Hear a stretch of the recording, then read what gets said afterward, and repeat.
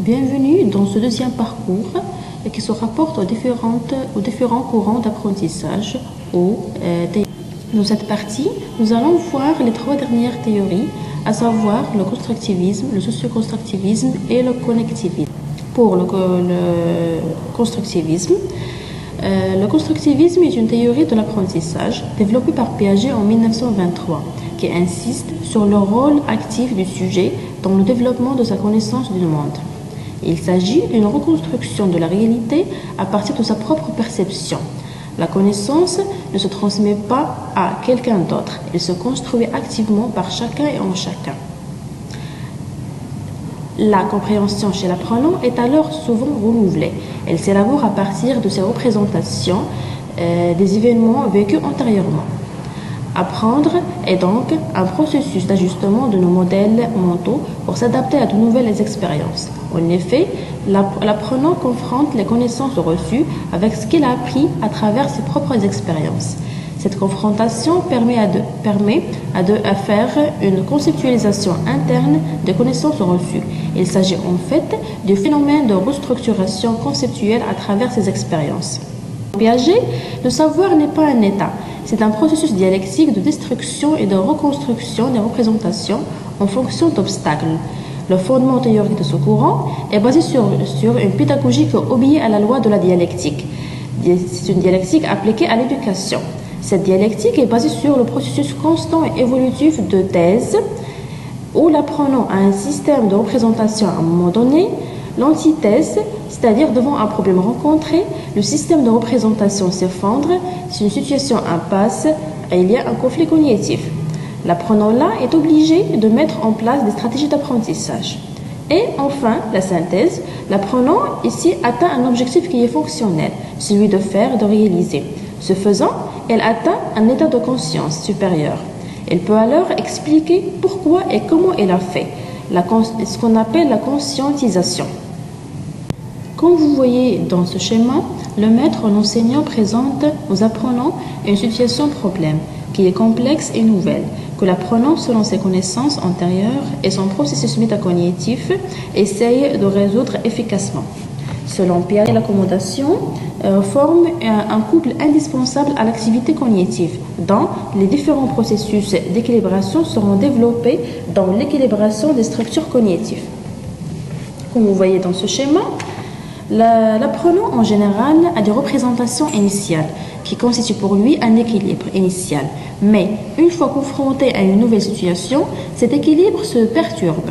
C'est pourquoi il aura recours à l'assimilation pour réintégrer des éléments externes nouvelles et à l'accommodation pour s'adapter aux variations externes qu'il ne réussit pas à assimiler.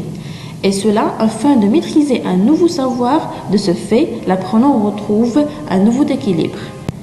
Parlons maintenant du socio-constructivisme. Le psychologue russe contemporain de Piaget a également élaboré une théorie interactionniste de l'apprentissage, mais qui insiste surtout sur la composante sociale.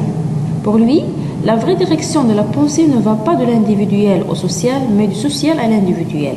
Et la pensée et la conscience sont déterminées par les activités réalisées avec des congénères dans un environnement social déterminé.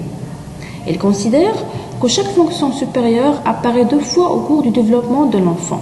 Tout d'abord, dans une activité collective soutenue par l'adulte et le groupe social, et dans un deuxième temps, lors d'une activité individuelle. Et il devient alors une propriété intériorisée. L'enseignant, elle est important puisque ce que l'enfant est en mesure de faire aujourd'hui à l'aide des adultes, il pourra l'accomplir seul demain. Et la distance entre ce que l'enfant peut effectuer seul et ce qu'il peut faire avec l'aide d'un adulte est la zone proximale du développement, espace sur lequel l'apprentissage doit s'effectuer. Le schéma, là, montre que l'enseignant présente une situation problème.